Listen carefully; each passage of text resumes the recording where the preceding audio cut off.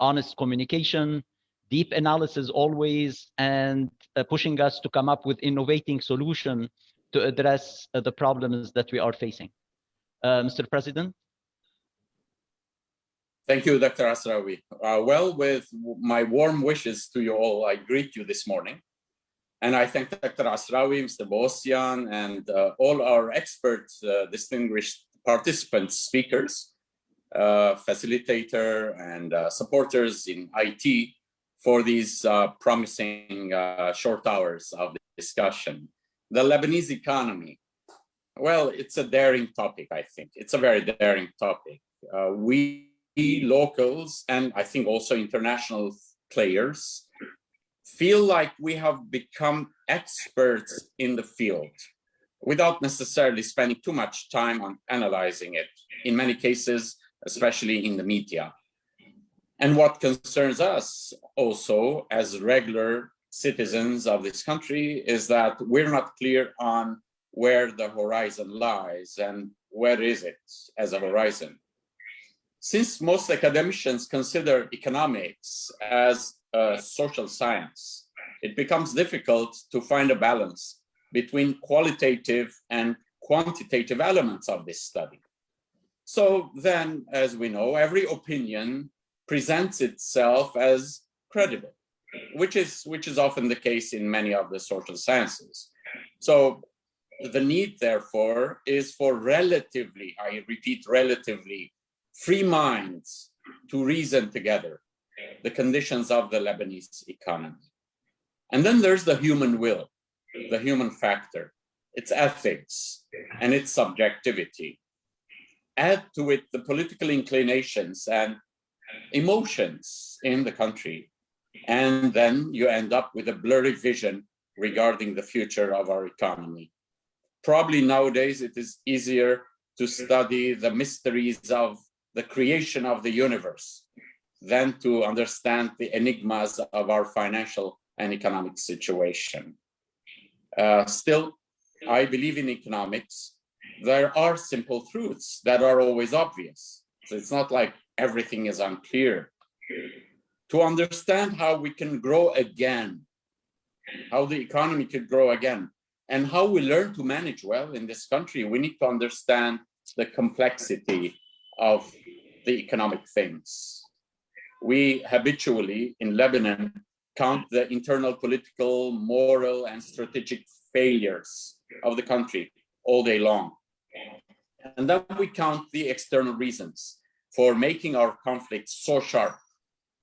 But the need now is to learn how to grow again, how to stand up again, and how to learn to manage our conditions again.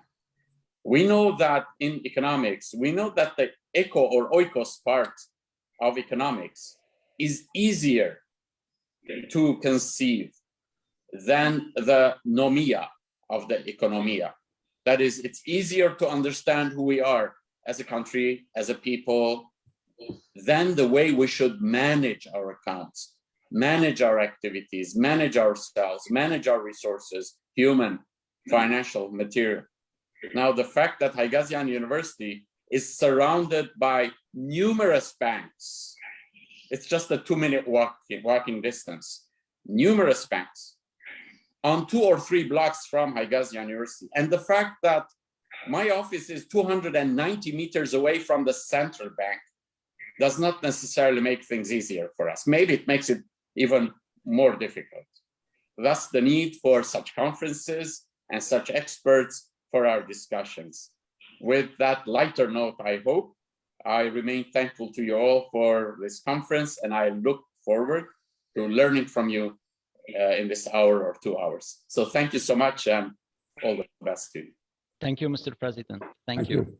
Well, the last we have, dear speakers, is we have so far 96 participants that are waiting anxiously to hear your presentations and probably to interact with you concerning questions and answers. Let me start our webinar by just reading to you a little bit what Wikipedia says about the Lebanese economy. They said that the economy of Lebanon is classified as a developing upper middle income economy where the nominal GDP was estimated at $54.1 billion in 2018, with a per capita GDP amounting to $12,000. Capita per GDP, obviously, it means per person. And government spending amounted to $15.9 billion in 2018, or 23% of GDP. This is what Wikipedia says about the Lebanese economy. And this was in they're talking about 2018. If we look at the time, just 2 years, 3 years, you see that now most of the things that they have described the Lebanese economy have changed. One, we cannot be described as an upper middle income economy anymore, because we're not. If we look now at what we have in terms of the way things have changed in our GDP, according to the latest estimate, our GDP has decreased to less than $20 billion. So imagine in 2018, it was 54 billion, and now it's estimated at less than 20 billion. Per capita income, GDP decreased from $12,000 to less than $4,000. So obviously the description of Wikipedia in just 3 years have changed tremendously for us and for the Lebanese economy. Of course, we don't have accurate figures today about the Lebanese economy. These are just estimations that we're getting from the World Bank, from the IMF, because there is no official statistics that we can rely on to describe what's happening to the Lebanese economy. But the biggest hit has been the immense financial problems faced by our once cherished banking sector. Remember, our monetary policy was the envy of most of our neighboring countries in the region. And today, it's struggling just to stop a total financial collapse. So we are moving into very dire times these days when we look at monetary policy and what the banking sector is going through. And to shed light on all these problems and make sense of what is going on, and for all our participants to really understand some of the main problems that the Lebanese economy is facing, and to look at some of the proposed solutions that we have 3 very distinguished panelists that actually are going to share their views with you, make sense of what is going on in the Lebanese economy today, and share with you a little bit their views on the proposed solutions. Our webinar today is going to be divided. We're going to be starting with Dr. Riad Obegi. And after his speech, we're going to be opening the floor for questions and answers. Your questions and answers can be either you can write it on the chat or you can raise your hand. And Mr. Garabet Bogossian is going to be the moderator, and he's going to be giving you either you can speak immediately on the mic to our speakers and ask your questions, or you can write it on the chat and then we can relay the questions to our speakers for them to respond to. So we will leave around 10 to 15 minutes for questions and answers after each speech. Having said this, let me start by first thanking Dr. Obegi for joining us and being our first speaker. Dr. Obegi, it's an honor to have you at Haigazian University and to hear you speak at our webinar. Dr. Obegi is one of the big financial visionaries of our times. He's a member of the 3rd generation of the Obegi family to enter the business, which was originally founded by his grandfather in 1905, and which has grown into the Obegi Group, which is a regional network of companies, which includes banks, financial institutions, agribusiness, chemical, and consumer goods, and it's throughout the Middle East and Europe. Dr. Obegi graduated in 1981 with a BA in business law from the University of Paris and a master in business administration from Paris Dauphine, followed in 1982 by a degree in economy and finance from the Institut d'études politiques of Paris. And in 1997, he attended the program for management development at Harvard Business School and completed his PhD in economics from Lyon Lumière University in 2008. And his dissertation was published under the title Risque et crédit, le certificat hypothécaire, une solution pour les pays émergents. And he is presently in its 3rd printing.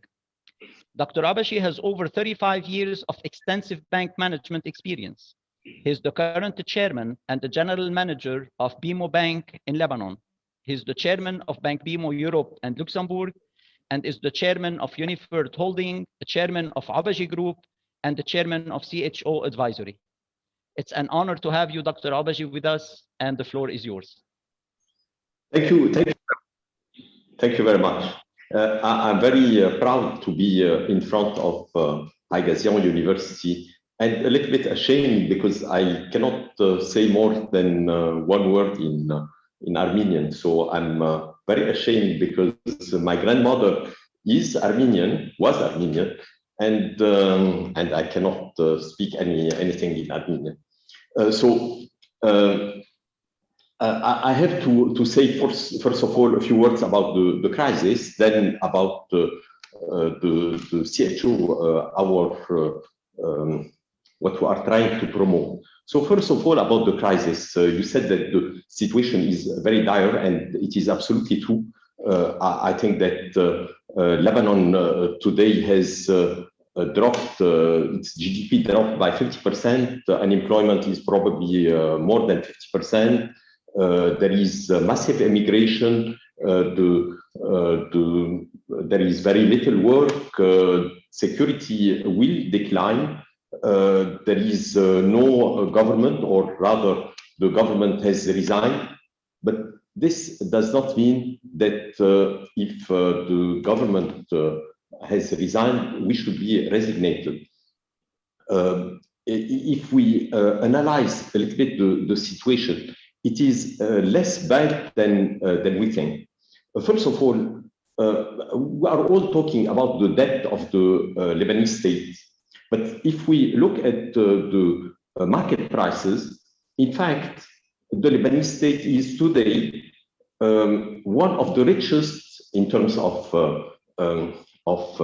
assets compared to that, one of the richest government in the world. And I'm not going to look at the real estate assets or the companies that the government owns. It owns activities that other states do not own. There are very little states that own the airline companies, the port, the casino, etc., or electricity, or water. Very little states, but no.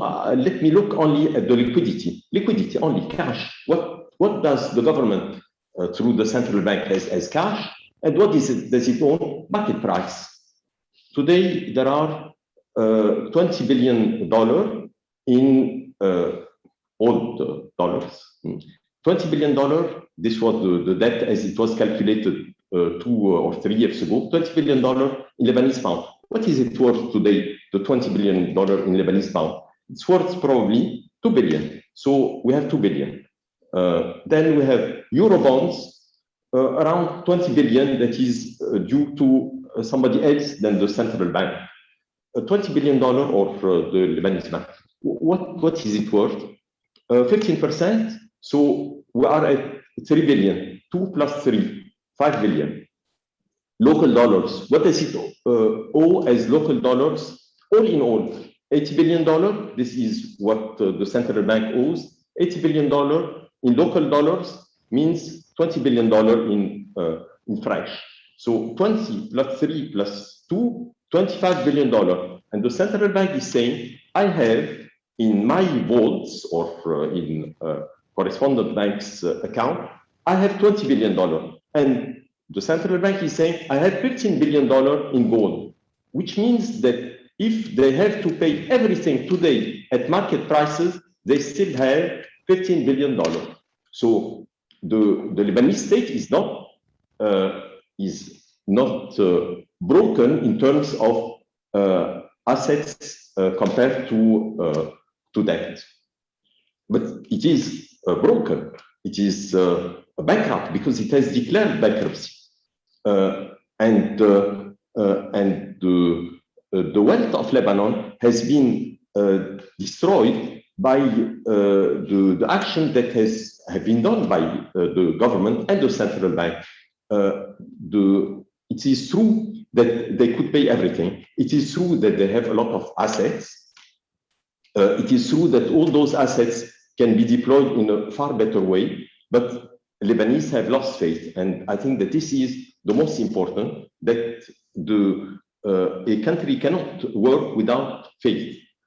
Now, I'll give you some life advices. We are in a university, and life advices is very important because life is in front of you. In my experience, our decisions can be divided in 4 types. We can decide to make good out of good. We can decide to make good out of bad. We can decide to make bad out of bad. And we can decide to make, what did I forget? So we have good out of good, bad out of good. We have bad out of bad, and we have bad out of and good out of bad. So we have those 4 things. Now, what did what did we do, and how could we make good out of bad? Now, let us look at the situation of the situation of Lebanon. We have all those locked money, $80 billion locked money. People have money at the banks. They don't know what to do with it. Well, there is possibility to make good out of bad. This is not a good situation. It is a bad situation. But perhaps it is an opportunity as well, because these money that are locked could be invested in companies, in new activities, because it is not lost completely. It is lost if you want to transfer it outside, or rather, if you want to transfer it outside, you cannot transfer it easily outside, but you can use it inside. And therefore, if you invest in companies in Lebanon, it is good for you, good for the companies, good for Lebanon as well. So we have done good out of bad. We are all talking about the EDL. The EDL, it is a terrible company, but a company that has almost a monopoly. Legally, it has a monopoly. Well, it should not make losses every year. It should make profits out every year. So if we try to find somebody who is ready to take this EDL, not only will he take the losses, will he eliminate the losses that are due by the government, but he will probably pay taxes, because a company that has electricity monopoly makes money, should make money. But there are numerous examples. We have people have emigrated out of Lebanon. A lot of people are out of Lebanon, but this is an advantage as well. The advantage is that the Lebanese have a network outside of Lebanon that is one of the best. And we are in an Armenian university. There is the network, the Armenian network in the world is also one of the best. So being Armenian and Lebanese, you are benefiting from both networks that are, both of them, among the best. So you can, we can make use of this bad, which is the fact that people are emigrating, to make good out of it. The problem is, if we are looking at things in a lazy way, when you make out of good things bad things, just as our leaders have done, because from a banking sector which was one of the best in the region, one of the most admired in the region, they have done a terrible sector. Out of the education sector, which is and was one of the best in the region, I fear that we are going into a very bad situation for the education sector, health sector, etc. If we look sector by sector, we see that what was good has been transformed into bad. And this is, I think, because the people who are leading us are, this is the word in Armenian, are soil. They are lazy people. They don't think out of the box. They don't think what they can do out of the situation. And it is very important that we do not imitate them. We should not be lazy as they are. We should look at opportunities even in the worst situations. Of course, there is something that economists call path dependency. If we don't have anymore an education sector, it will be difficult to reconstruct it. So we all need to work together to avoid the destruction of our assets. But my conclusion and about the life advices is we are always in control of our life.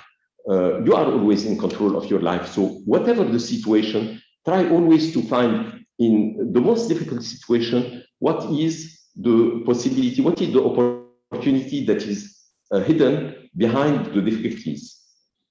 Now, let me talk to you about this banking innovation, which is called the CHO.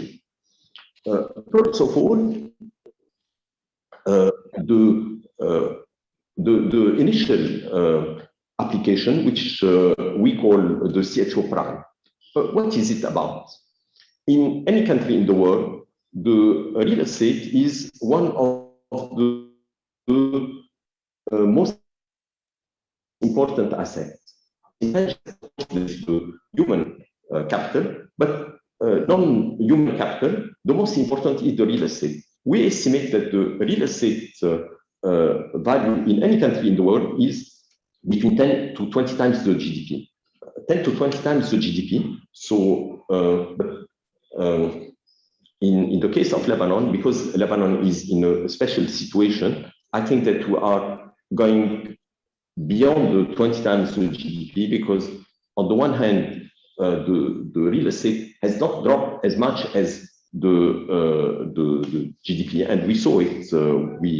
We are saying that the GDP has dropped by 50%, but you know that the real estate has not dropped by 50%. So I would tend to think that the real estate is in Lebanon value is beyond the 20 times. But anyway, it makes if it was 10 times the GDP, it makes $250 billion.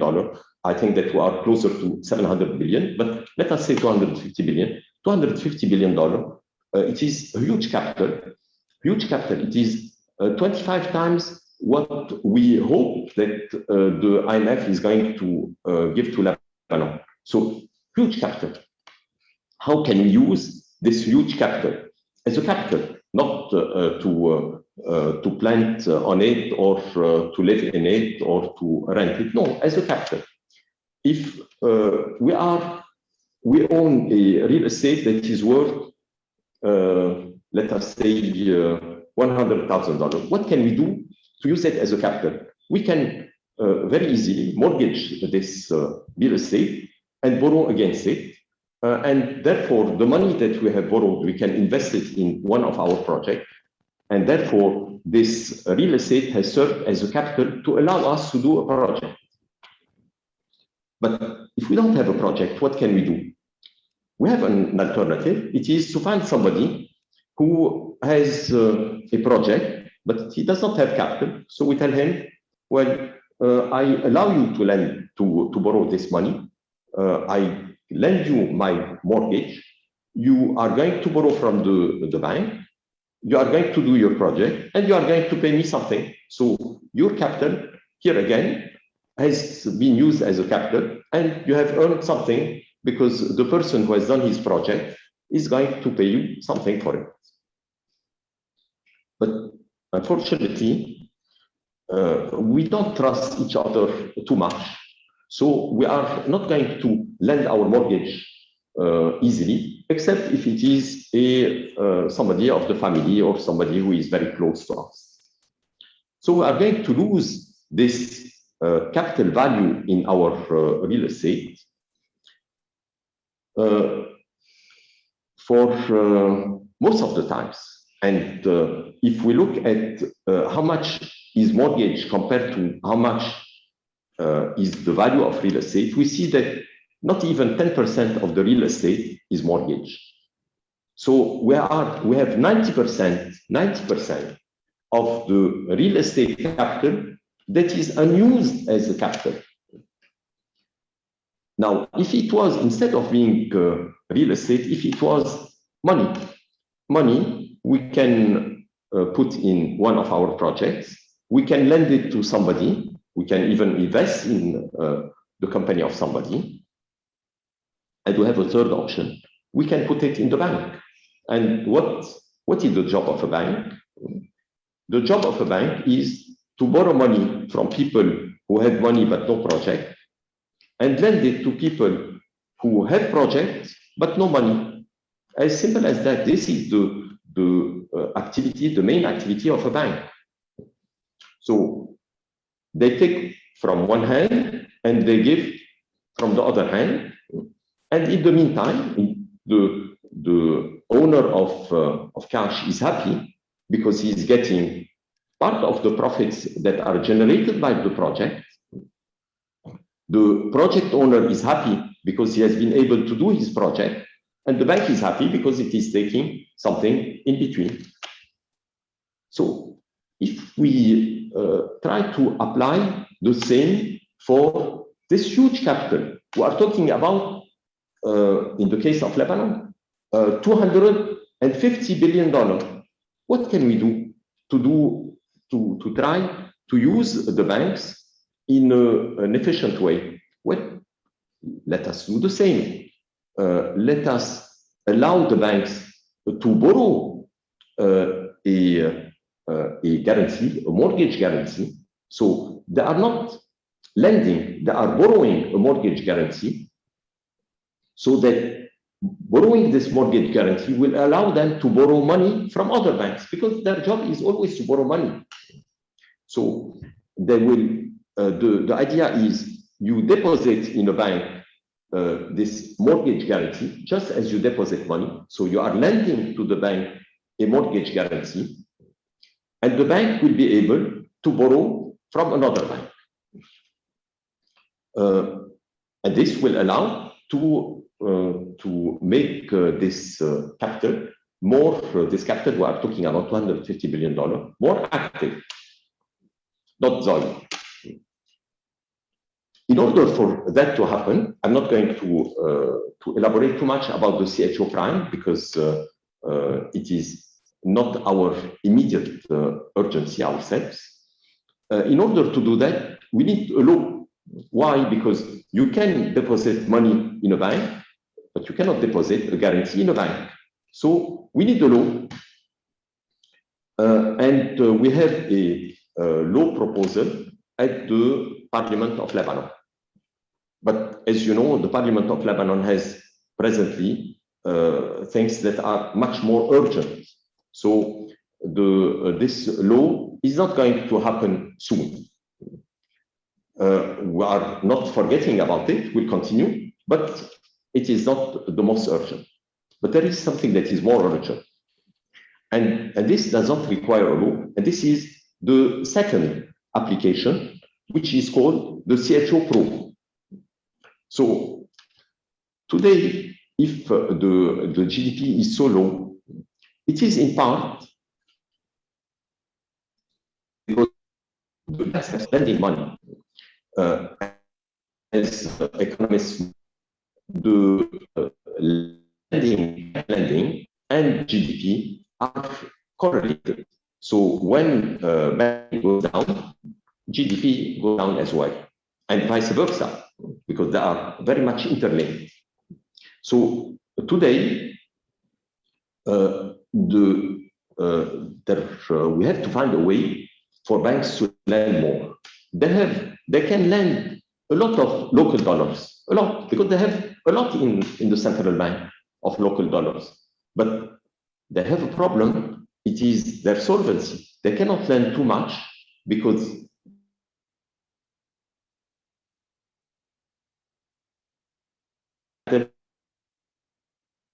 eaten what they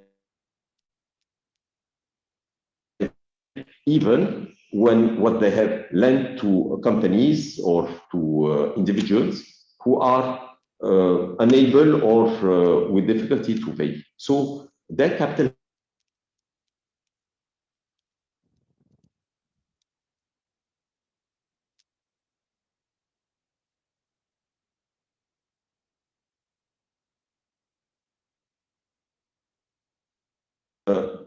just as we thought about the deposits in bank, why don't we think just as the subordinated bonds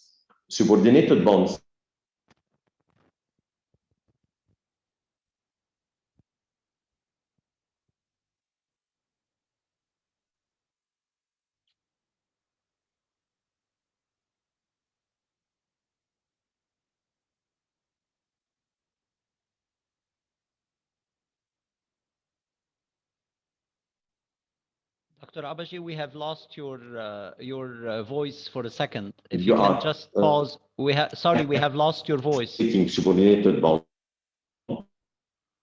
It does something with the money. Dr. Obegi, we have lost your voice. If you could repeat, please, what you said the last 2 minutes. Okay, where did I stop? Hello?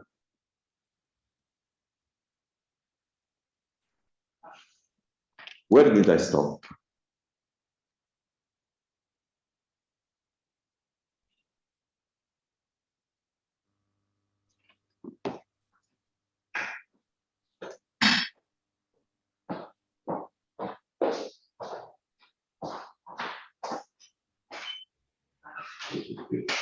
Je sais, parce que moi, je sais pas. Alors, ils sont en train d'appeler. Je ne sais pas pourquoi on a été coupé. On a été un chouchou, un peu Mona, we can hear you. We can hear you very well now. You can hear me again? Yes. Where you can hear us, Dr. Obegi, but we cannot hear you. You cannot hear me? We couldn't hear you before when you started in introducing the CHO Pro. If you can go through it again. Tatiana, we can't hear you either. C'est pas de chez. C'est pas de chez. Tatiana. C'est pas de chez. Dr. Asrawi, can you hear me now? No, I can hear Tatiana. I don't know if Tatiana hears me. I can hear Tatiana too. I can hear you, Dr. Obegi. Okay. Yeah, it's very clear for me as well. Okay, so what do we do? Let us check if it's from the Haigazian's connection, the problem. Yeah, I think we're back.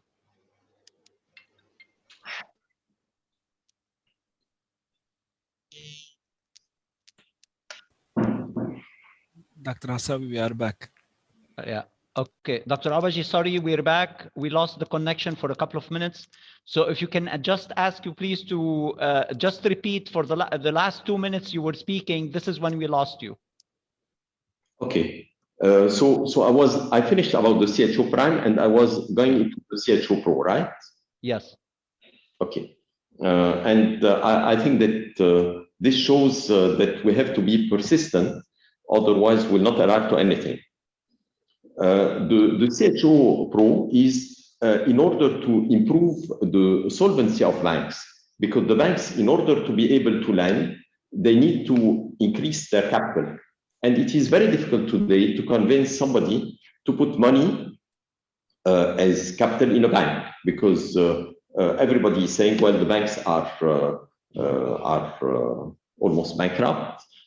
So why would he put this valuable money into a bank when we could convince somebody to put a subordinated real estate guarantee in a bank? Why? Because he does not have alternative. I don't know if I'm still heard. Am I still heard? Yes. You're Okay. It's clear now. Okay, excellent. So subordinated guarantee into a bank, and the risk is that the bank goes bankrupt, but it is exactly the same as money. you put the money in the bank, except that here you have much more than money, because as we mentioned, money you have maybe $80 billion, real estate you have $250 billion, money you can invest in other things. Real estate, presently, you cannot invest it as capital in a lot of things. So on the one hand, same demand, on the other hand, much more supply. So I guess we would be able to collect some real estate guarantee. And it does not need a law. What we did was we went to the central bank, who are presently discussing with the central bank. It needs just a circular from the central bank. So easier to happen. And we are discussing with them, and we hope that we'll have some positive answer, maybe next week, maybe the week after. And we think that it will make some difference. It is not the full benefit that we can get from the CHO, but it doesn't matter. It is a first step. It is a first step in application of CHO in Lebanon, but it is also a first step because we intend to promote it outside of Lebanon, because those problems of Lebanon are everywhere in the world, and especially in developing countries, but also in developed countries. After banks need to improve their solvency, all the banks in the world, even the best banks, even investors, improve their solvency. Otherwise, the recession is not going to finish very quickly. So, this is something that can be promoted outside of Lebanon, and we intend to do. And my conclusion about the CHO is that courage is the first virtue. We need to be courageous and to believe in the country where we are living, in what we are doing, and the CHO is an application of this virtue, because it requires some courage to imagine something that has not been done before. It requires courage to continue doing what you are doing. It requires courage to put again in the bank some of your savings. So courage is extremely important. I'm going to say a few words about what we in BEMO are doing. So it is not exactly in the, but what we BEMO are doing and what we believe in. We are, first of all, we think that we are going towards normality. We are not going toward more anormality. So we are, when we can, we are doing things as we were used to do as bankers. So if a client comes to us and tells us, I would like to make a deposit with you, we don't tell him, listen, we are not interested to take your deposit. We are not interested by your relationship, because you know what? If we take your deposit, this deposit is going to be put in the central bank in the beginning, and as soon as we put money in the central bank, we have to take provision on it. So we prefer not to take your money. We are doing the contrary. We are taking the money of the client. We are trying to find ways, but we are taking the money from the client because we believe that at the end, what is the most important is the relationship with the client. So we have resumed lending. We have resumed we are taking deposits. We are hiring employees. We have not decided that we are liquidators of a bank. We are striving towards normality. This is one. Another point, which is very important for us, we are trying to contribute to a better Lebanon. A better Lebanon. Lebanon was probably easier to live a few years ago, 2 years ago, but it did not mean that Lebanon was a very good country. We have to tried to make out of Lebanon, out of this Lebanon, the Lebanon of today, a better Lebanon than what it was before. We need to make out of Lebanon a more human, a more pleasant, and even a more prosperous Lebanon than what it was before. For us as BEMO, 2021 is the year of faith. We have to have faith in the future, in our country, and we have to do everything that is possible to arrive to that. I'm happy that I'm in Haigazian. Haigazian is the university of the rocket. So let us, from now on, since we are in Haigazian, to take a promise that we'll aim to the stars and not aim to the earth. So that was my conclusion. Thank you very much for your attention, and hope the best for all of you. Thank you. Thank you, Dr. Obegi. You had a very large audience. Close to 97 participants were listening to your speech. And I would like to thank you for putting a positive twist to our future in Lebanon. We believe our president at the university thinks exactly like you. And he was discussing with us his positive outlook for the future and what he's trying to do for Haigazian University. So he shares with you quite a bit of the positive outlook of where we can go. So thank you again. And now we're going to turn it over to Mr. Garabet Bogossian, who's going to be the moderator to ask for questions and to put the questions for you. Thank you. Thank you. Thank you, Dr. Obegi. My first question goes, should a bank accepting CHOs consider listing them as on-balance sheet or off-balance sheet items? You said about the CHO Pro, you said it will be in the Tier 2 capital. But what about CHO Prime? Both of them are guarantees, so they are off-balance sheet until now. I know that in the US accounting system, things that usually appear off-balance sheet are appearing on-balance sheet, like the leasing. But it is off-balance sheet until now, and it will stay off-balance sheet for the time being. Thank you. I have another question. If CHO depositors are treated equally with cash depositors, then why CHO depositors do not have the same protection as cash depositors in terms of risk of default? In terms of, excuse me? Risk of default. In the law proposal, they benefit from exactly the same protection as a cash depositor. Okay, thank you. Yeah, now we can open the floor for questions and answers. Thank you, Dr. Obegi. Thank you.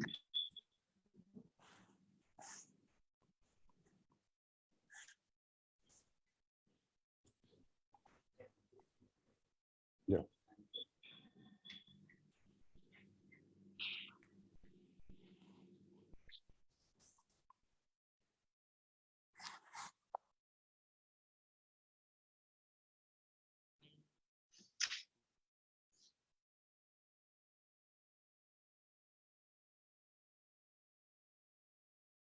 No question.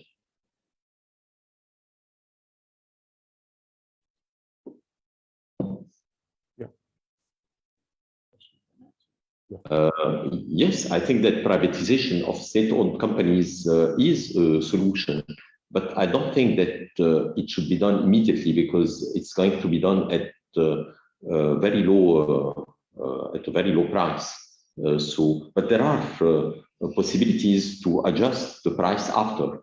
So I think that yes, it can be a solution, but we have to be careful with it in order not to destroy a little bit more the trust that is in Lebanon. Dr. Obegi, I have a question from Mr. Vasquin Tavlakian. It says the banking sector is the backbone of all economies, and the issue of trust is the crucial factor to have economies grow.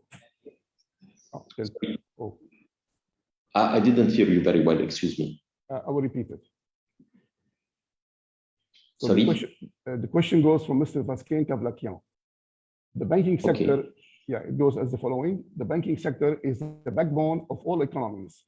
And the issue of trust is the crucial factor to have economies grow.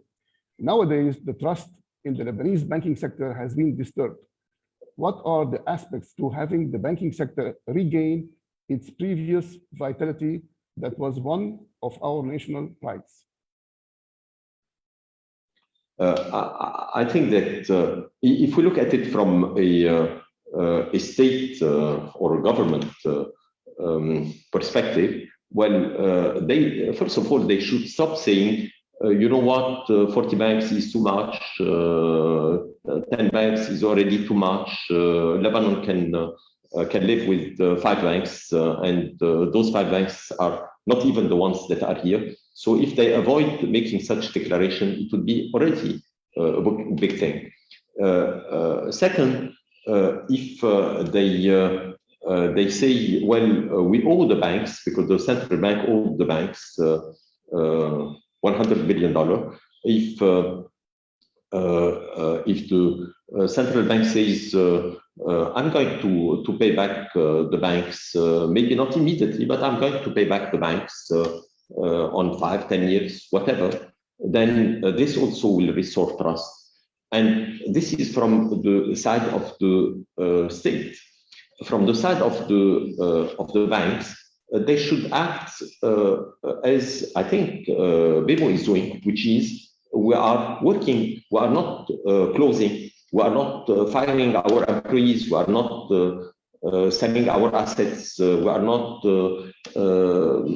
stopping the clients from getting their service. This is what we should do as banks, and we have been doing that. We have been not only doing that, but we have been engaging into CSR activities because we think that not only should people recover trust in us, but they should recover trust in the country. It is not only a backbone,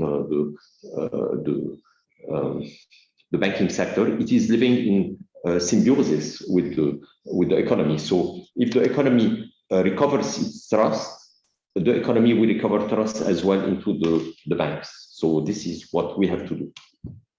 Thank you, Dr. Obegi. I have another question from Suzanne Mouradian. What are the short-term steps to be taken? No push. Can you hear me, Dr. Obegi? Yes, I can hear. Yeah. The short steps, yes. Yeah. So the question goes from Mrs. Suzanne Mouradian. What are the short-term steps to be taken in the direction of this recover change? Of this? Recover/change. What are the short-term steps? I guess she's asking not about the CHO, not about BEMO. She's asking, I guess, about Lebanon, about what should a Lebanese government should do. I think that the first, as I mentioned, is to say, we owe this much money, we are going to pay it back. I think that this is, this is common sense. If you have a company that has been running into difficulties and you have announced that you are going to stop, but you change your mind, you want to continue, then you go and see your whoever lent you money and you tell him, I'm going to pay you. Give me some time, but I'm going to pay you. Automatically, credit comes back and people are going to lend you money again and will trust you again. But if you say, I'm not going to pay, I'm going to try to find somebody else who is going to trust me, you will not get the trust of the new person from whom you are going to borrow the money. You are not going to get the trust from the people from whom you have taken their money. So it's not going to improve. So first step is to say, I'm going to pay back what I owe. This is the first step. And I think that with this step, everything comes back. Thank you. I'm having another question. I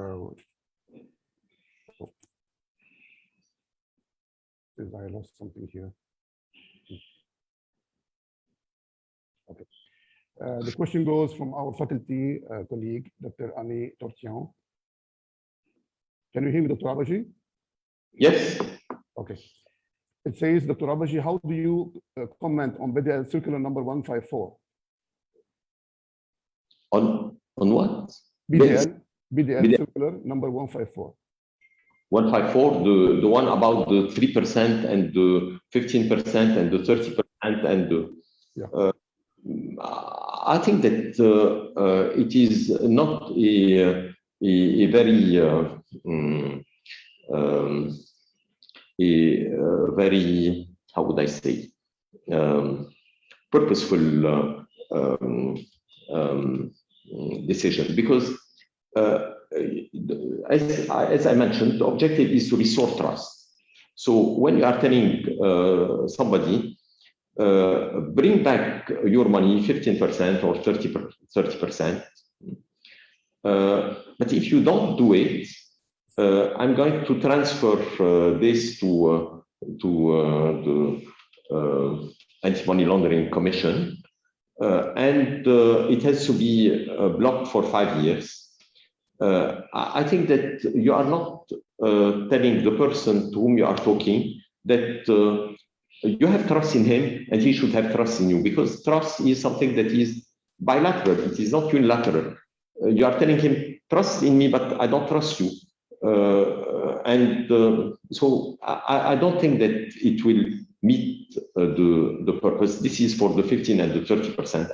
And why? If somebody has taken money out of Lebanon in a shameful way, because this money was not his or whatever, then why 15 or 30%? Why not 100%? And if somebody has taken money outside of Lebanon because he needed to pay his supplier, why should he bring back 15%? And by the way, how can he bring back 15%? How is he going to convince the supplier to pay him back 15%? I don't think it is very logical. Now, it is to the advantage of banks, but it is not to the advantage of neither the economy nor the restoration of trust. About the 3%, the circular says those 3% have to be blocked, and Lebanon is suffering from a lack of liquidity. So we are saying, well, not only are we going to freeze whatever we have frozen in gold or in the foreign reserves or whatever, we are going to freeze 3% more. But freezing in an economy that is sub-zero, I mean, where can we go? I don't think that we should freeze that. If they tell banks, well, do these 3%, but use them to lend to people, then it makes sense. But no, they are saying, no, freeze them. You have to have them, those 3%, either in your votes or at correspondent banks. I don't think that this is the good way to go. I think that in the contrary, you should give more freedom, because it is freedom that brings back trust. True. Thank you, Dr. Rashid.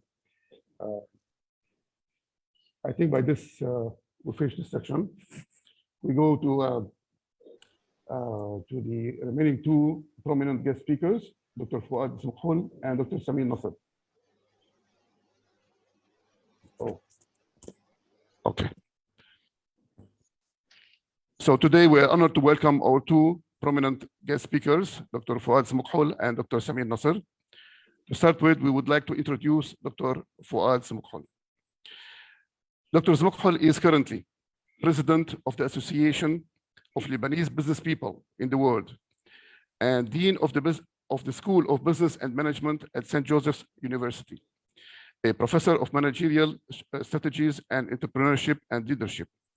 He is a co-owner of Zmokhol Holding, one of the leading commercial printing groups in Lebanon and the Middle East, and strategic business advisor, consultant, and certified independent board member by the International Finance Corporation, IFC. He is known for his diplomatic skills and outstanding ability to build bridges and fruitful alliances, passion for mentoring, leadership, and hard work, a true patriot, believing in leading by example. Dr. Zmokhol, you're welcome, and the platform is yours. Thank you very much, Dr. Borosyan. I mean, I highly appreciate, I mean, you have raised the bar too high, but thank you very much for the introduction. Dr. Fadi Asawi, thank you very much for organizing the conference, for the preparation meeting we had. And I start to thank the President, Reverend Paul Adosyan, for his excellent speech that touched me in every single letter and word he said. And congratulations for the great work you're doing at Haigazian University, with whom I'm very proud and happy to partner with. I'm very happy to see a very large number of participants, and I congratulate my friend and colleague and partner, Dr. Riad for his exceptional presentation and specifically creative idea, because I think that the best way to fight or survive against the crisis is at least to wake up and say that we really want to survive, and creativity and innovation was always the core of the Lebanese entrepreneurship, and we will keep this in the mind. Just to make sure that the participants are listening to us, I'm just kidding, but I have a very small question to ask the participant, and I know that you'll have a the audience very easy answer. What do we need to draw a line? Does anyone remember what do we need to draw a line? Can just somebody put it on the chat box? Very easy question that will help me. There are no open questions yet. Can you open it up? I just need an answer. I think. Yes, thank you. Thank you, Arda. You got it perfectly well. So I stopped this. Thank you, Arda. She said you need 2 points. That's exactly the thing. And you know that's exactly the same in strategy. When you want to draw any strategy, you have to have two points. Otherwise, you will be going from infinity to infinity. And today, I think that we have the first point that is saying, factually, where are we today? Where do we stand as a person? Where do we stand as an institution? Where do we stand as a banking sector? Where do we stand as an economy? Where do we stand as a region?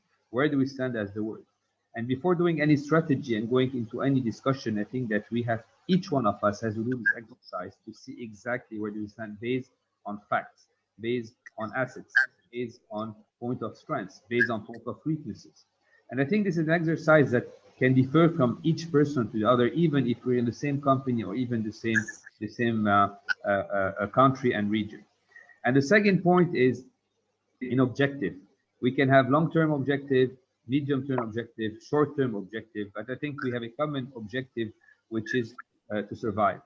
So if I start with point A to say exactly where do we live today, we have to agree, and I would start from the macro, that we are facing, I think, the most important crisis in history. Today, the pandemic is equal to a World War I, World War II, is as large as this. I mean, we're expecting a nuclear war. We have a war against a virus. So the huge change that is touching humanity, I think we did not even wake up from the nightmare or the dream. We can see it differently. Exactly how the world will evolve, how the company will evolve, how the region will evolve, and specifically how the country. And I'm putting aside on that the direct problems we have, economic problem, political problems, security problems that are without since decades. So if we do this exercise, we see that we are in a full restructuring, in a full transformation, in a full redesigning, in a full discovery. And that's something extremely important, and I will go into details into that on several strategy. But again, I think that each one of us has to agree that we are facing a new world.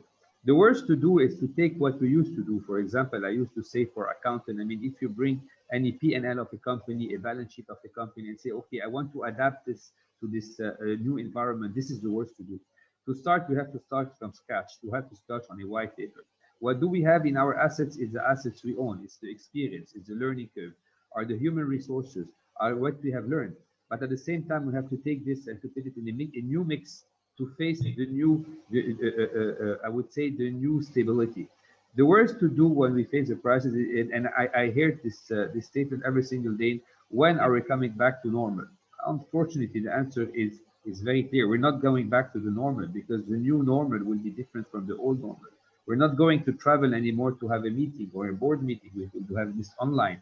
We won't have to have physical presence in offices, because today I think that we have learned that working from home can be more productive for certain persons, And so I think that creativity and innovation, how to use the crisis as innovation, is something extremely important. I hate to discuss about the civil war that had hit Lebanon in the 75, 90s, but just I will pick one thing, and I want everybody to be convinced that all the companies, and I say all, not to say 90% of the companies that are on the ground today in all the sector, financial, industrial, technical, IT, whatever, you name it, are companies that were built or that had the huge growth during the war. This doesn't mean that the war, like a lot will tell you, that we're bringing fresh cash, but the war we're pushing people, specifically entrepreneurs, to be much more innovative, specifically to find their point of strength and to grow into difficult times. If you go and you visit the expatriates, and I will name it in Africa, and you ask them, any expatriate will tell you, we have left Lebanon with nothing on our hands. If you go to Mexico and you see the statue of the Lebanese immigrants, you will find the immigrants wearing the traditional clothes with a small bag on his back. And when you ask the Mexican, why is this statue this way? Because they will all tell you that all Lebanese immigrants came up with quite nothing and started from zero. When I say this, is just to push on my idea that entrepreneurship starts with a passion. Entrepreneurship and faces the crisis starts with ideas, with innovation, and specifically with a will of fighting and changing. You know, I think that we all have a dream to change our company, a dream to change our economy, a dream to change what's going on. But a dream will remain a dream unless we decide to transform it into a reality. And to transform it into reality is something quite difficult, because, you know, we all dream every single day. But when we wake up, we lose 50% of the dream, and during the day, we lose the other 50%. In order to transform the dream of the dream economy we have to wake up.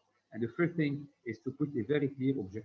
The clear objective is that we want to maintain the white economy. And when I say economy, from now on, we have to divide the white economy and the black economy. What I mean by the white economy is the economy that is built on good pillars, the economy that creates jobs, the economy that creates growth, the economy that follow the international compliance, the economy that keep the links with the international community, the economy that keep the links with the corresponding banking. The economy can create something new. And on the side, we have to be extremely cautious that we are facing what we call the black economy. The black economy is the economy of the smuggling, the economy of financing terrorism, the economy of the drug dealer, and the economy that we find specifically in the cash economy. Let's keep in mind that the big threat we are on a very thin line is between the banking economy and the cash economy. I fully agree that if we go back, that maybe some banks did some mistake, maybe some bankers did some bad investment. I do understand that a lot of depositors will have this, but at the same time, we have to agree that if the banking sector in Lebanese collapse the way it is, and the huge attack that is going on the banking sector, those who will pay the huge price and the bigger price are the depositors.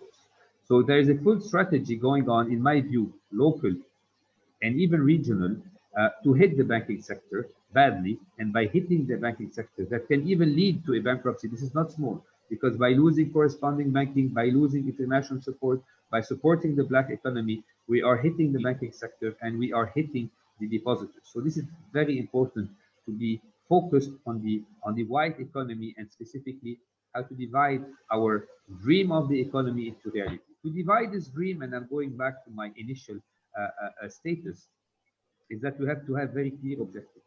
And here I want to be very clear. The clear objective in 2020 was the survival mode, was crisis management, which is very normal, because we woke up by paying the prices of the growing economy after the 17th of October revolution. I'm not discussing about that, but I'm just saying that it had a hit on the economy. So we had so many problems, the liquidity problem, the devaluation, and all of a sudden we had the pandemic, the closing down of the economy. So year 2020 was, I would say, the survival mode, the crisis management.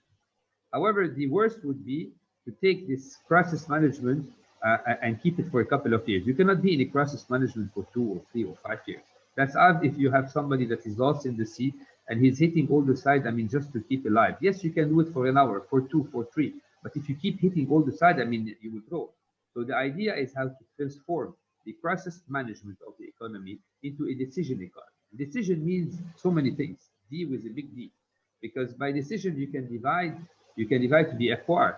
You can divide to close down. You can divide to travel. You can decide to fight.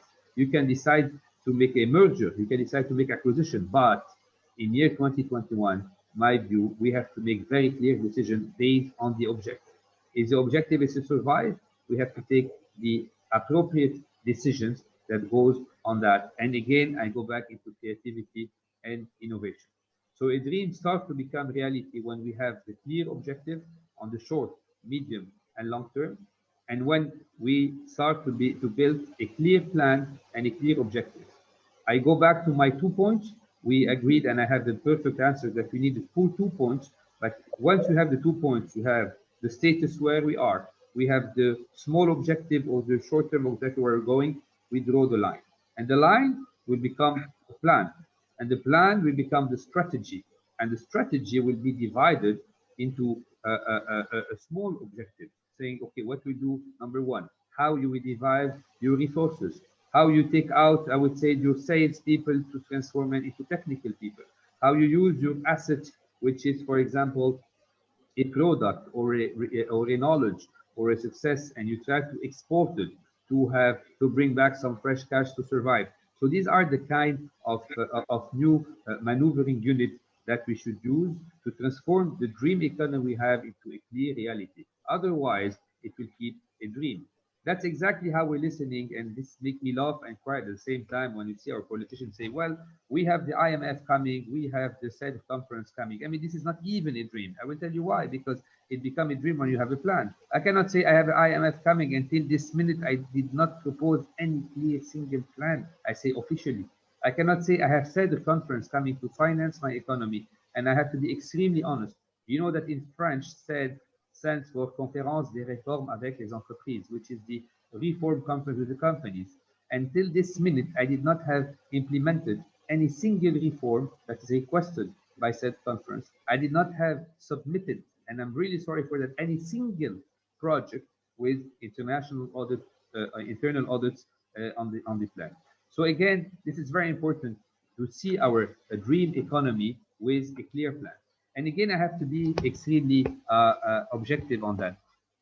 The plan should be divided by a personal plan, a corporate plan which is private, and of course a public one. We cannot. It's overlinked. This is why when we say as company today we are paying the price of the sovereign risk, because the sovereign risk is all of a sudden very high, and the bankruptcy of the state, we are paying the price as individuals or company. But at the same time, we are trying to support, and we always say that the private sectors, the company, the business people are ready to support any newcomers, whoever comes on a specific decision. This takes me to Lebanon because we wanted to discuss about the plan, about the strategy of Lebanon. And again, I will be extremely simple on that because we are asked this question, and we ask our question several times. What should be the plan of the government, or what should be the economic plan of the government? Honestly, I will answer with exactly 2 major points. The first thing to any government, whoever comes today before tomorrow, is to negotiate with the lender. You cannot start with a plan without negotiating with the lender. For example, any company that had a bankruptcy with a certain bank cannot just turn and say, okay, you know, I mean, I will tell you when I can pay you, and I go to another bank, to another lender to say how to finance it. Number one should be how to start to negotiate with the creditors, the local creditors that are the banking sector, the depositors, and the international ones that are holding Euro bonds or others. You cannot even start negotiating a plan without negotiating with the creditors. Point one. Point two is to go all of a sudden to the IMF, because that's the only solution, and to start to see how to negotiate on the plan. IMF are not a NGO. IMF are not the cute people. IMF will ask for a lot of reforms, for a lot of implementation. For example, increasing of taxes, reduction of the state human resources, salaries. I mean, usually the IMF reforms plan are very easy and difficult to implement. So when we have a full political division where we cannot implement even the drawing of a frontier, when for a yes or a no we go 40 days and 6 months. So we have to be at the same time very cautious and objective that finally, even if IMF will support us and ask for reforms, we have to make sure that this can be supported politically and will not take us to any new conflict. If I move myself to the new strategy that we can provide, and I like always to follow a certain support. You know that as of McKinsey reports, they discuss about the 4R strategy. The number one is how to resolve. Resolve is to resolve your day-to-day problems. Resolve it to resolve your financial problems. Resolve your liquidity problems. Today, it's a war of liquidity, much more than a thing of strategy. So number one is to our audience, specifically, let's start to resolve what we have at our level, and then we take it at a higher level. Number two is resilience, but here resilience, I mean, it's a word that I used to use a lot and I like, but at the same time, I mean, a resilient economy today is not any more applicable the same way. Resilience today is to have, for example, an acceptable liquidity, to have a good cash position, to have a speed of adaptation. The idea is not adaptation, it's a speed of adaptation, because the change will be extremely rapid. Let's be very honest. I mean, the world did not yet wake up from the pandemic, but the days that will wake up and they will start going back on a growth, we will be dragging into our political problem. I think that the pandemic have helped our politicians because it has freezed the bankruptcy. But while we are in the vaccination year, we have to make sure that at the end of this year and next year, we'll have the world evolving, and we will be dragged in our own problems unless we do have the real strategy. The third R in the strategy I want to put is the return. We have to admit that we cannot return to the old normal. We have to return to the new normal. To the new normal, we have learned a lot of things, and the new normal will see how to adapt new creative ideas, and this will take me to the CHO in my last R, is the reimagination. Reimagination is how to be creative, and here I will focus on the banking sector. I think that the banking sector, the most important, have understood that they cannot manage anymore the same way. They cannot, I mean, just have a deposit and so invest a large part of the deposits into treasury bills, into euro bonds. This knowing, and a small parenthesis, that at a certain stage that they were forced by the central bank or the official to do that. And again, we have to admit that. So the idea is to have to bring back the banking sector, a real banking sector that finance economy, that have their interest based on the interest of the private sector, on the entrepreneurs. And so this reimagination will see how I can use the best my assets. You know that our assets are, on one hand, the human resources, again, and I insist on that, how you transform our salespeople into technical people, how I take my technical people to create new products, and at the same time, how I can propose new ideas. The CHO is an example of a very innovative idea that can say, okay, we have assets, we have dormant assets, and it was perfectly presented by the creator of the CHO. I cannot do better, but I can give you my view as a business person. Let's say, okay, we have dormant assets. I'm giving you a tool, how to use your dormant asset and make it more productive. How I use it for a banking, I mean, specifically as an asset part, without being able to go back to your board and ask for an additional investment. And at the same time, I'm bringing liquidity to the not to the depositor, but to the landowner. This is a very small example, and how I can use the asset of a country, the assets of families, the asset of family office, and transform a fixed asset that is dormant into a productive one. This means that yes, we can be innovative, yes, we can be creative. Why such an idea is being chased all around, and I think that Dr. Obegi will agree. I mean, he has traveled the world with the idea, and people are chasing him for him. And in Lebanon, we're still focused on the idea. The thing is very clear. This is an example to each one of us that in order to face the crisis, yes, we have to go into survival mode, but we need creative ideas. We need innovative solutions. Some will be good and some will be better. But again, decision in uncertainty, I prefer as a business person to take bad decision rather not to take decision into uncertainty, because the wave will take you. That's exactly, I go back to the sea. You have a huge wave. You have no other way than to choose which direction you will take. And I think that the direction should be to face, innovate, and create. And this leads me to the last part, so we leave the floor to discussion and I see Mr. Bogossian moving. This means that but I'm still following my 20 minutes, so I think that I'm on time. We used to say that as business people, again, we used to focus on the 4D strategy. The 4D strategy was diversify, differentiate, develop, and delegate.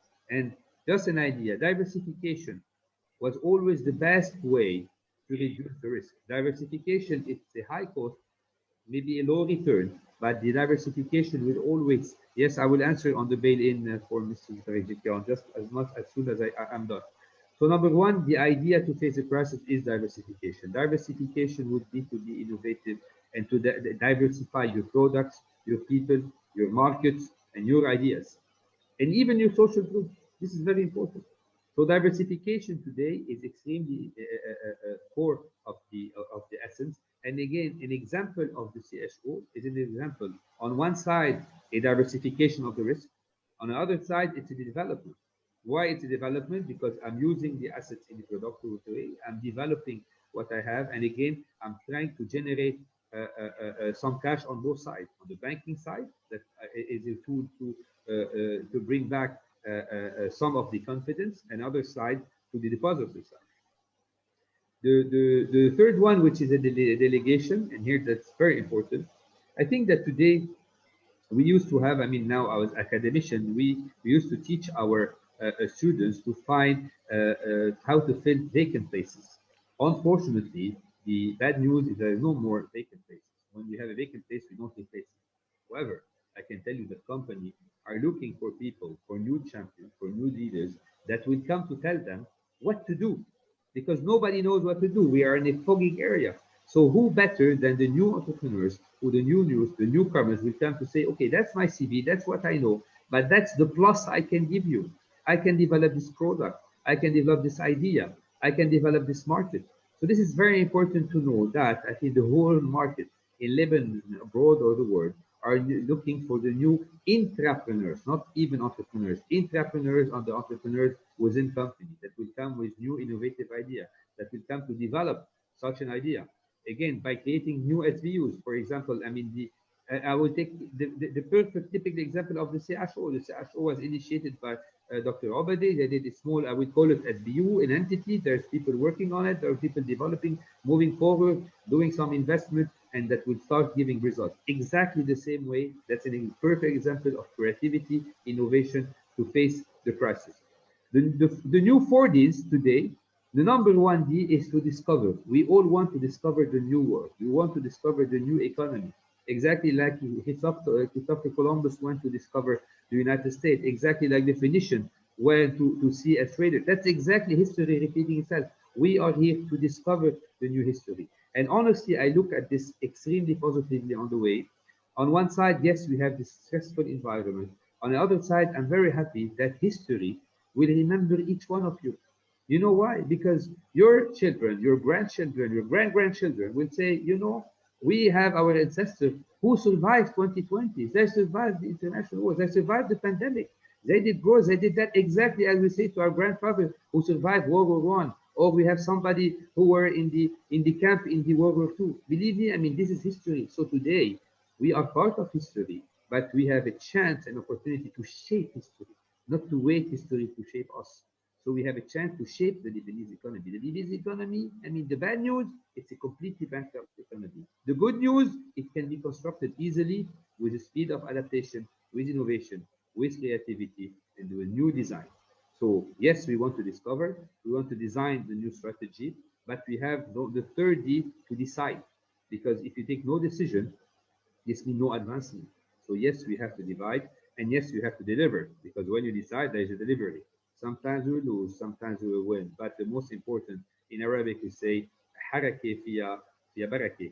So yes, we have to move forward. And by moving forward, believe me, it can, but giving results. Some will be good results, some bad may be bad. But when you diversify, I think that you can reduce the risk and you can go out of this dramatic thing. I end up with two small quotes. You know, I strongly believe that success is not the money. Success is not intelligence. Success in one word can be defined in perseverance. And finally, is to see the possible when everybody sees the impossible. So I'm very happy with the speakers that started. Every one of them have seen the possible, and I hope that our 92 participants would see the possible when the others see the impossible, and the others can be our politicians, can be the rulers. And I truly believe, and I'm convinced, believe me, I'm talking with my heart, that yes, we will go out of this crisis, we will face it, and we'll be able together to reshape, and I insist, we will reshape the white economy, and we will fight the black economy that is trying to take over. Thank you very much. Thank you, Dr. Zmokhol, for this insightful word. In fact, I have a question for you, and it's a straight and easy question, simple question. Are the deposits in Lebanon lost or just detained? It's an easy question. Oh no, it's not an easy question. It's a difficult question because I do understand, and I'm a depositor myself. So it's not a question if it's lost or not. So it's not black or white. I think that everybody has to agree that the deposits that were put on the banks are not hidden in any safe at the bank, not even hidden at the central bank. These deposits were invested at the central bank. Between brackets, big part was quite forced, and the central bank have invested it in the state, and the state have used the money. Let's agree. I'm really sorry on the numbers. The state have used the money. We still have the reserve, and again, the bad news is that the reserve have been as well been used. Okay, I mean, I even doubt that we still have a couple of billions. I think that the reserve are being used and will be used anyway for the short term till we have no more reserve. In order to repay, because finally, if I go back to my point white, I said that number one of the reform is to renegotiate with the creditors, and the creditors are the banks, so the depositors, that's the local one, and the international ones, those who bought big part of the Euro bonds, are voted just to go back on the negotiation table because they voted at a very low cost. For the state to start to pay back, they have to admit. And now we have a big problem because the state on the last budget that presented did not even admit. So they said, okay, we don't have that. We go into new restructuring program. We don't even pay we're not even paying the interest. So the state to do that need two things: either to attract new cash, new fresh cash. They have to attract it, and this can come from three sources. One, it used to come from the expats that used to send 6 to 8 billion that we lost. So the number one is the trust of the expat, and it's very important because once you put it back in the system, you have a chance to invest it back where it goes. Two, from international community, and this was said at conference, Paris 1, Paris 2, Paris 3, that we lost. But again, you will need huge conferences, not humanitarian conference like we have, but financial conferences to bring back liquidity that will go into the system. And number three would be to go into a growth system. If you don't do that, it will be very difficult to generate again the cash. Okay, that's point A. Point B, and it was said by the previous presenter, Dr. Obegi, said that yes, the state is rich. The state have a lot of assets. The state have they still own everything. I mean, everything is owned by the state. But I'm scared about the privatization, honestly. Although I represent the private sector, I'm very scared about privatization. I will tell you why at this stage. Because if privatization is done by the same parties, they call them parties, not to say it somewhere else, who will buy? Who will be interested today to go on a PPP or to buy, except the same people? And this is the dangerous part, unless we give this to international community who can divide it on the thing. So privatization can be a solution, but it has to be secured by the worldwide organization. Otherwise, you will have the same people that will use the money they have robbed to invest and buy back at very low cost the state-owned company. So privatization, I'm cautious, and the state-owned assets, which are land and other, might be a solution. But again, you have the state to take this decision. We're losing your voice, Dr. Zmokhol. I'm sorry. Is it better? Now it's better, yes. Yes, I do. So these are the major points, how we can generate again some confidence and bring again fresh liquidity in foreign currency. We lost your voice again, Dr. Zmokhol. I did not move. I think, I'm sorry, I'll check my connection. Yes, the connection is it better, Mr. Dr. Borsian? I think it's, you are free, so maybe it's from your side. True, we can hear you very well, Dr. Zmokhol. Okay. So I'll continue. I think it's from you, Mr. Borosson. I think the audience are okay. So these are the major issue on the deposits. I'm really sorry that I don't have very good news on that for this. But my advice for the depositors is to use part of this money to invest into companies.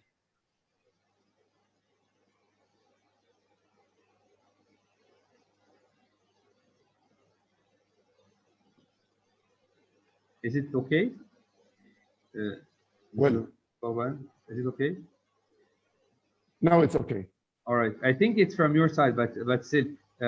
So this is the first answer. Fine. I have a question from Mr. Moses Bedrjikian. Could we consider the bail-in system as one of the solutions? I mean, if banks use the money of its unsecured creditors, including depositors and bondholders, to restructure the capital. Again, it's a tricky question. It depends how you want to organize the bail-in. If the bail-in is organized by the state the way they want, of course it is not. Because don't forget that today there's a hidden game of throwing responsibility. You see what I mean? I mean, the state is not admitting the bankruptcy. The government is putting the responsibility on the central bank. The central bank is throwing it on the bank. So it's the whole thing. This is wrong. I think that the major part first is to divide responsibility. On one side, since we have bankers and since we have BEMO Bank, I think that the transparent bank with good government will admit that they did part of mistake, for example, and that are ready to participate in the kind of loss. This is a portion. The second portion would be the central bank. The central bank has to admit that they did as well a large mistake, and they have to bear part of the responsibility and the share. And the third, and which is the most important responsible who went into bankruptcy, is the state. So finally, if we just say that we want to solve this problem just by a bail-in, of course, this is not the solution, because by the bail-in, you are putting 100% of the responsibility on the banks, which is not fair. So again, if you tell me, yes, we will do a bail-in that is divided, we are a certain percentage, or certain banks, because again, Mr. Borosson and those who ask the question, it can depend from a bank to the others. Okay, so this is not very normal. I mean, to put also everybody in its simple basket is not fair as well. And I will not name. You have certain banks that have huge risk. You have people that, even banks that have used their assets to take more credits and that have invested the credit into the T-bills. Okay, these are banks that should pay higher price than those who have invested 10 or 20% of the deposit.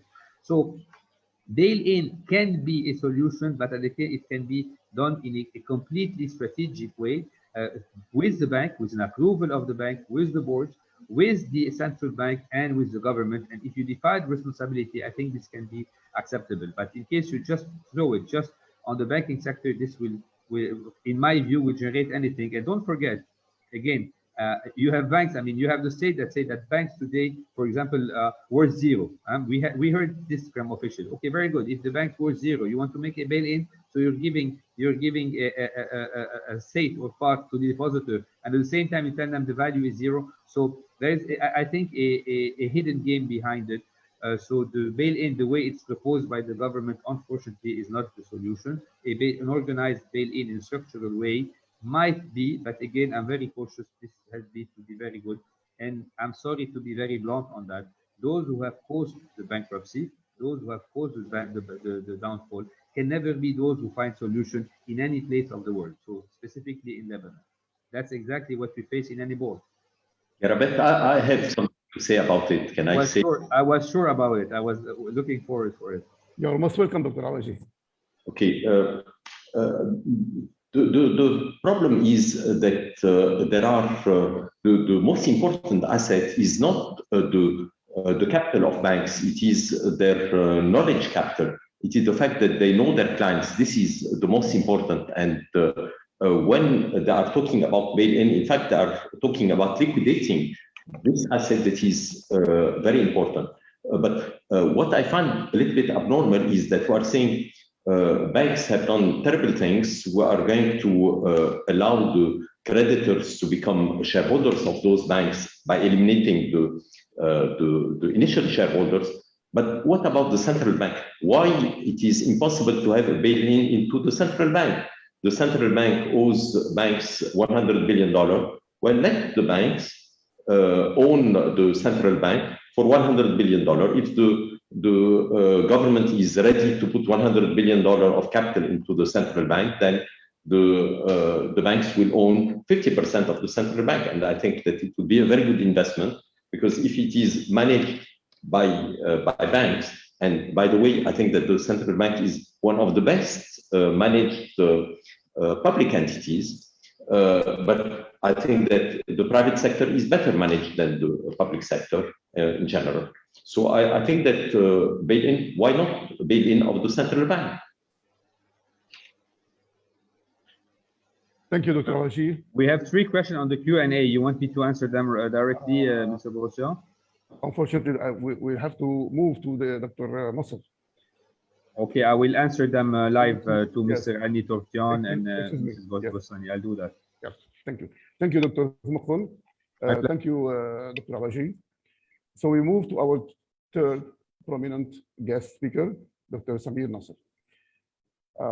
Dr. Nasr is currently economist holding a doctorate degree from Paris Sorbonne, president of ECE Consultants since 1983, specializing in finance and business strategy, president of Phoenician Fund since 2016, executive director of Mouflon Fund in Cyprus since 2017, member of the board of directors of Kafalat since 2018. He is known for his high skills in counseling, successful leadership, and inspiring professorship. Welcome, Dr. Nasr. The platform is yours.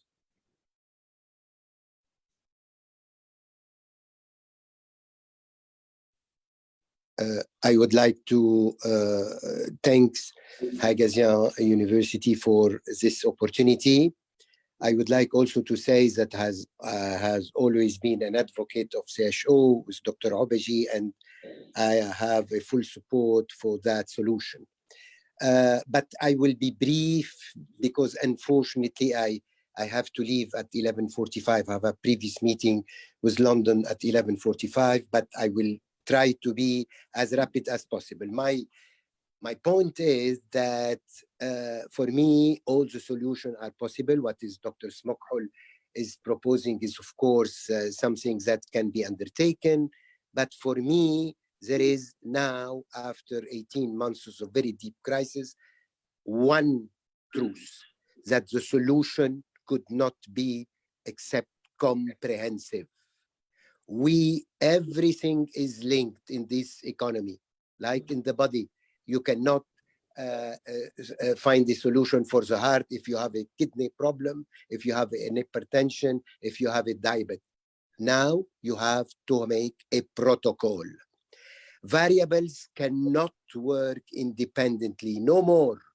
In 2015 to 2016, maybe 3, 4, 5 measures could be taken, but now no more.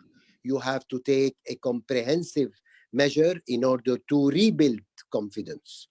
Solution could not be partial, could not be incomplete, could not be provisional, could not be improvised. There should be part of a package. And relaunching the process of growth is not by pressing a button, by aggregating all the variables that will make a solution. This is why we have to engage into a global reform. Now, when Lazar came here and proposed that solution 1 year ago, of course, there has been many discussions regarding, if that is a proper solution, if the government is taking the right way. What we know, because I have been engaged in part of the discussion, but of course, I have a big reservation about some solutions that has been proposed. But what we know, that this solution is composed of the following pillars. One is to undertake a deep financial reform to address the disequilibrium in the public finance. Don't tell me that this will require political agreement. If there is no political agreement, there will be no solution. And then there will be, of course, a big problem that we are going to continue maintaining within the economy.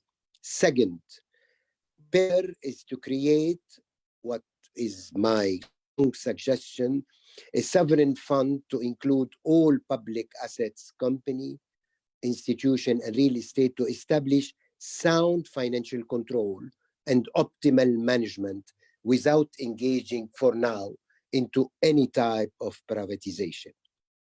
Third pillar, launch a structural administrative reform to reduce progressively the volume of employees, increase efficiency and performance of the entity, and establish a professional criterion for recruitment.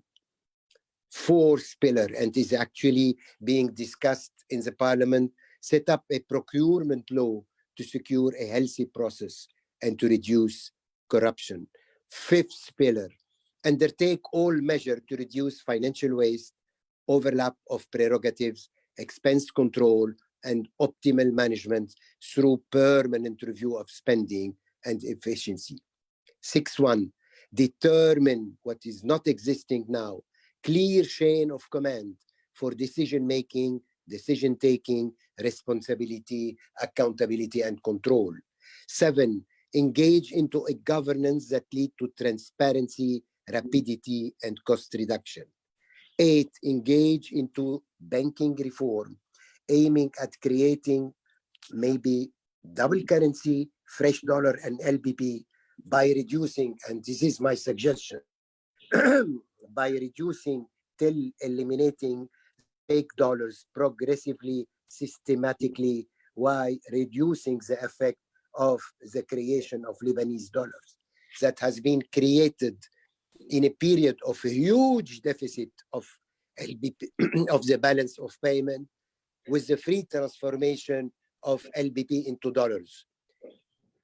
This has led to the emergence of amounts of dollar in the bank without adequate fresh liquidity, and its consequence to the present situation of constant reduction of the value of the dollar in the banking system.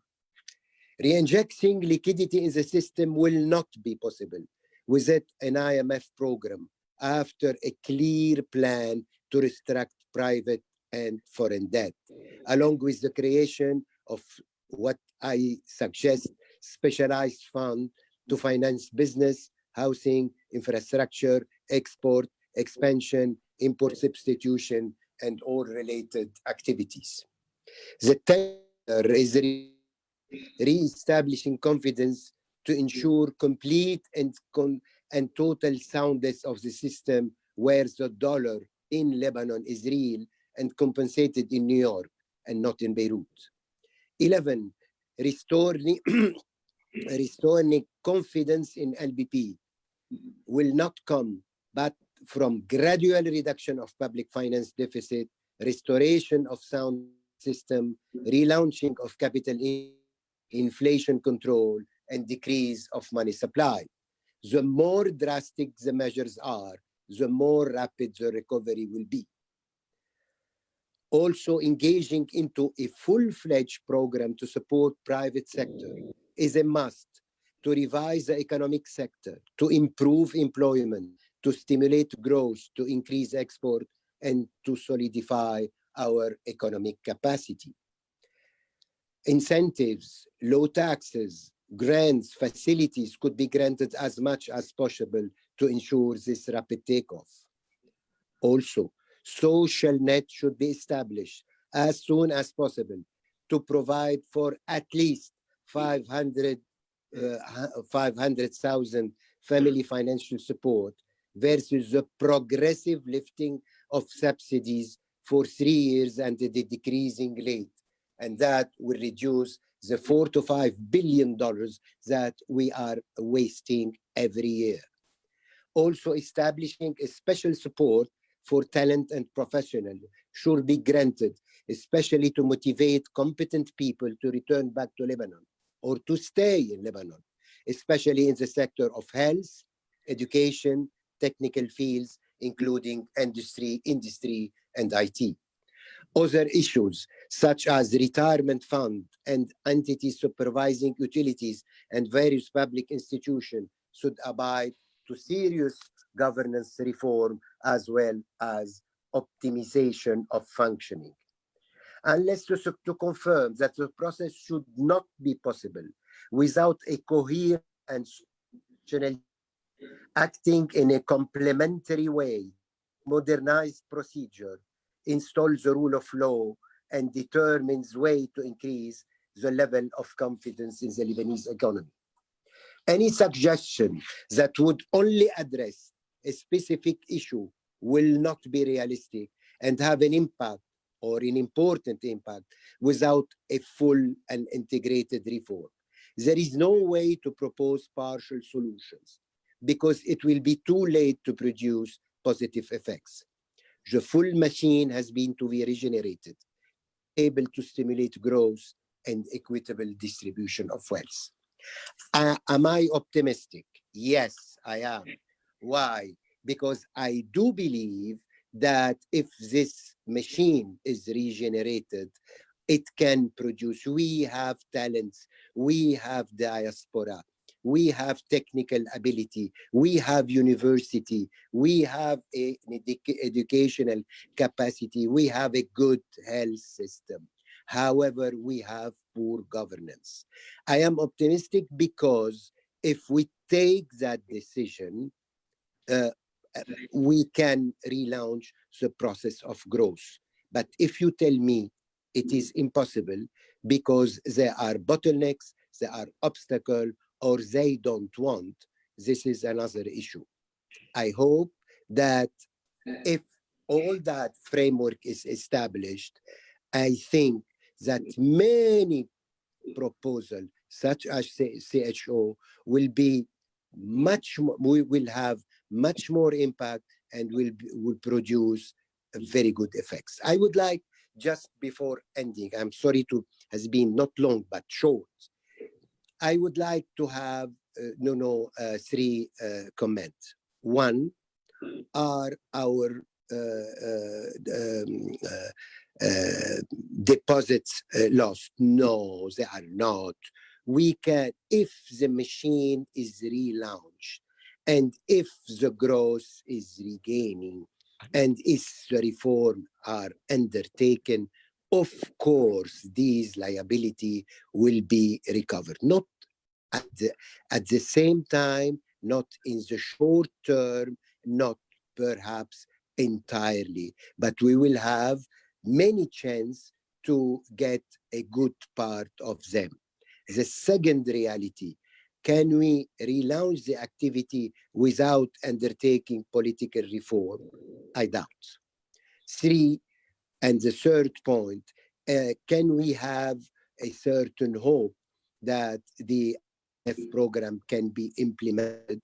Yes, it can be, and they will undertake that reform if we abide to the various reform measures that are not only mandatory but necessary. And if all people believe that this is the path, then there is a very big hope that we can recover more rapidly than you think. Thank you very much. Thank you, Dr. Nasr. Thank you very much, Dr. Nasr. With this positive and optimistic atmosphere that you left us with, I can conclude with one simple saying that Lebanon still holds the strategic potentials for revival. Thank you, Dr. Nasr. And thank you, Dr. Obegi, and thank you, Dr. Zmokhol. Let me, on behalf of Haigazian University, let me start by thanking the close to the 100 participants that have joined us on our webinar. And I would also like to thank all the people that have joined us live on Facebook for your to almost 2 hours of analysis and comments. And most importantly, I would like to thank you, Dr. Obegi, for your innovative solution. I would like to thank you, Dr. Zmokhol and Dr. Nasr, for your very pragmatic analysis